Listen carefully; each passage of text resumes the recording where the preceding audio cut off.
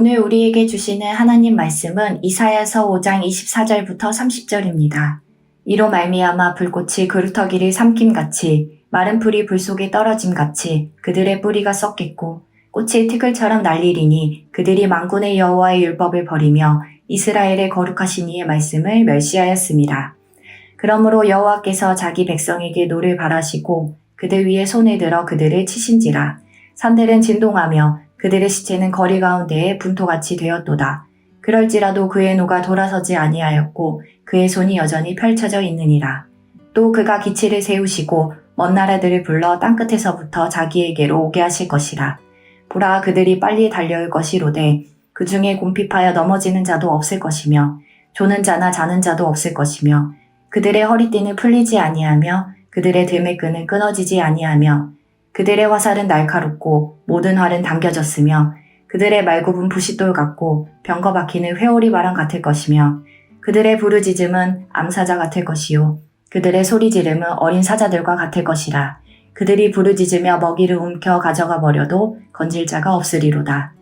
그날에 그들이 바닷물결 소리같이 백성을 향하여 부르짖으리니 사람이 그 땅을 바라보면 흑암과 고난이 있고 빛은 구름에 가려서 어두우리라. 아멘.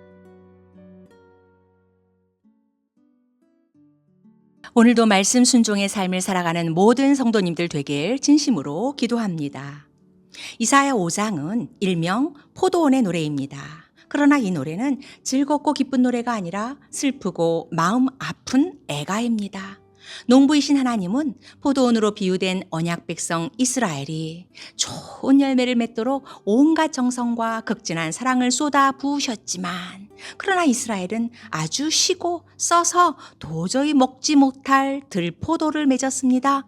농부이신 하나님은 더 이상 이 포도원을 가꿀 목적도 동기도 희망도 가지실 수 없었기에 울타리를 걷어내고 망대를 치워 들짐승들에게 짓밟히게 하는 등 한순간에 모든 것을 송두리째 갈아 엎으시기로 작정하십니다. 농부이신 하나님이 그토록 사랑하고 아끼는 포도원 이스라엘이 도대체 어떤 열매를 맺었기에 썩어서 악취가 나는 들포도를 맺었다고 하셨을까요? 들포도로 비유된 열매들이 8절부터 23절까지 자세히 열거되는데 이스라엘은 욕심과 방탕함, 거짓과 왜곡과 부정 등을 행하여 하나님을 업신여기고 선악의 개념을 뒤집어 버리는 등 총체적인 부정과 부패의 열매, 배은망덕의 열매를 맺었습니다. 언약 백성 이스라엘이 이렇게 몹쓸 열매를 맺은 것을 보신 하나님은 그 근본 원인이 무엇이라 지적하십니까? 24절 후반절입니다. 그들이 만군의 여호와의 율법을 버리며 이스라엘의 거룩하신 이의 말씀을 멸시하였습니다. 하나님은 하나님의 택한 백성이 하나님의 거룩한 속성을 따라 거룩한 백성으로 살아가기를 원하고 원하셨습니다. 그래서 아주 자세하고 상세한 안내서 삶의 모든 영역에서 늘 기억하고 반드시 순종해야 할 지침서인 하나님의 말씀, 율법을 주셨습니다. 꼭 이렇게 살아가라고. 그래야만 시냇가에 심은 나무가 철을 따라 열매를 맺으며 그 잎사귀가 마르지 않고 하는 모든 일이 다 형통하게 될 것이라 약속하셨습니다. 그러나 그들은 의인의 길이 아닌 악인들의 길을 따르고 죄인들의 길에 서고 오만한 자들의 자리에 앉는 등 여호와의 율법을 버리고 거룩하신 하나님의 말씀을 멸시했습니다. 언약 백성이 살 길을 버리고 죽을 길을 택하였으니 그 결과는 뻔합니다. 하나님은 오랜 시간 인내하시고 또 인내하시면서 수많은 선지자들을 보내어 때론 어르고 달래고 때론 경고도 하고 크고 작은 회초리를 들기도 하면서 택한 백성을 향한 하나님의 애타는 마음을 전했습니다. 그러나 그들은 눈이 있어도 보려 하지 않았고 귀가 있어도 들으려 하지 않았습니다. 결국 택한 백성 이스라엘을 향해 여호와 하나님은 크게 분노하십니다. 하나님의 진노가 얼마나 무서우며 하나님의 징계가 얼마나 철저할 것인지 언약을 저버린 언약 백성을 향해 여호와 하나님은 언약적 심판을 내리시는데 그것이 오늘 본문입니다. 그러면 이스라엘, 좀 더 구체적으로 남유다를 심판하시기 위해 하나님의 손에 들린 심판의 막대기는 무엇입니까? 먼저 이 심판의 막대기는 너무도 위협적이고 막강하고 완벽한 군대로 주전 722년에 형제인 북이스라엘을 멸망시킨 아수르 제국입니다.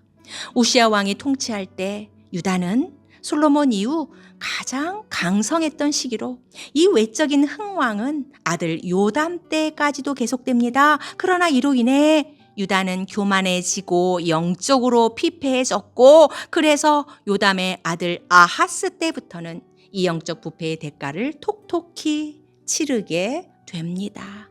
아하스 왕 때 북이스라엘과 수리아의 연합군이 유다를 공격하자 아하스 왕은 하나님을 의지하는 대신 대제국 아수르에게 도움을 청합니다. 호시탐탐 약소국들을 침략할 기회를 노리던 아수르는 이때다 싶어 수리아를 망하게 하고 북이스라엘도 거의 멸망 직전까지 몰고 갑니다. 그리고 도움을 청했던 유다까지도 침략하였으니 이때 유다는 예루살렘만을 제외하고는 나라 전체가 완전히 폐허가 되는데 이때가 주전 701년입니다.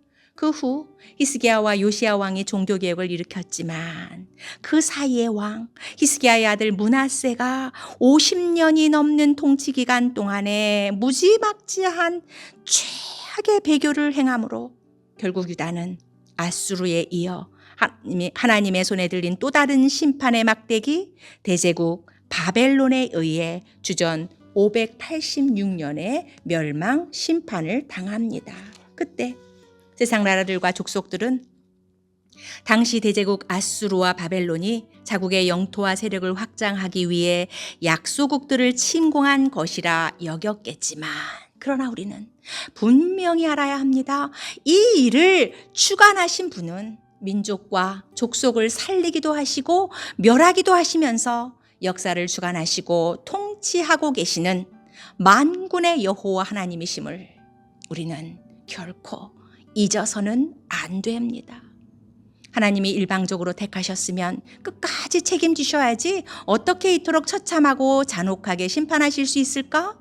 그 당시 유다 백성들도 그것을 목도한 열방과 족속들도 그리고 지금 우리들도 어쩌면 동일하게 생각할 수 있을 것입니다. 그러나 언약의 신실하신 하나님은 하나님을 배반한 언약 백성을 끝까지 책임지시기 위해 이스라엘과 맺은 언약을 그들을 통해 계속해서 이루어 나가셔야만 했기에 심판을 선택하신 것입니다.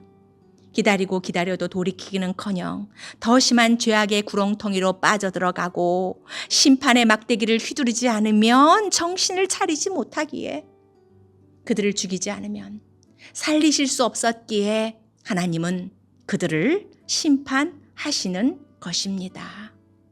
구약시대의 이스라엘 백성들만 그랬습니까? 약속의 메시아가 왔음에도 불구하고 의의 열매를 맺지 못하는 유대인들을 향해 예수님도 심하게 꾸짖습니다. 마태복음 7장 18절 19절입니다.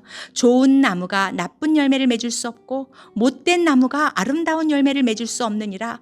아름다운 열매를 맺지 아니하는 나무마다 찍혀 불에 던져지느니라. 그렇다면 예수님의 핏값으로 구원받은 성도인 우리와 예수님의 핏값으로 세워진 이 땅의 교회 공동체를 보고 계시는 하나님은 과연 지금 어떤 생각을 품고 어떤 계획을 세우고 계실까요? 우리는 지금 어떤 열매를 맺고 있습니까? 극상품 포도 열매입니까? 아니면 썩어서 악취가 나는 들포도 열매입니까? 하나님은 오늘도 택한 백성인 우리를 향해 들포도가 아닌 극상품 포도 열매를 맺기를 간절히 원하시면서 기다리고 또 기다리십니다. 그 길은 오직 여호와의 말씀을 따라 그 말씀대로의 순종의 삶을 사는 길밖에 없습니다. 이것이 하나님이 원하시는 진정한 거룩입니다.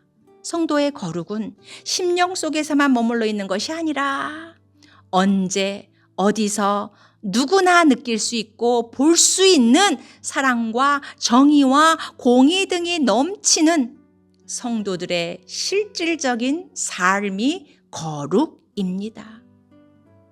세상과 구별된 삶, 성도와 교회 공동체의 이러한 거룩한 삶만이 죄의 포로가 되어 살아가는 이 세대와 죄악이 관영한 이 어두운 세상을 바꿀 수 있는 유일한 길이요, 유일한 힘과 능력입니다.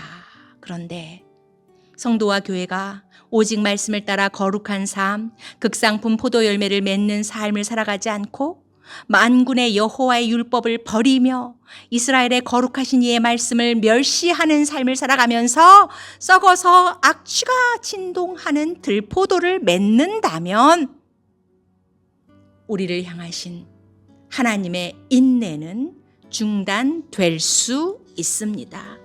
누가복음 13장 6절부터 9절에서 예수님이 비유로 말씀하십니다. 한 사람이 포도원에 무화과 나무를 심은 것이 있더니 와서 그 열매를 구하였으나 얻지 못한지라 포도원 지기에게 이르되 내가 3년을 와서 이 무화과 나무에서 열매를 구하되 얻지 못하니 찍어버리라 어찌 땅만 버리겠느냐? 대답하여 이르되 주인이여 금년에도 그대로 두소서 내가 두릅하고 거름을 줄이니 이후에 만일 열매가 열면 좋겠거니와 그렇지 않으면 찍어 버리소서 하였다 하시니라. 아멘.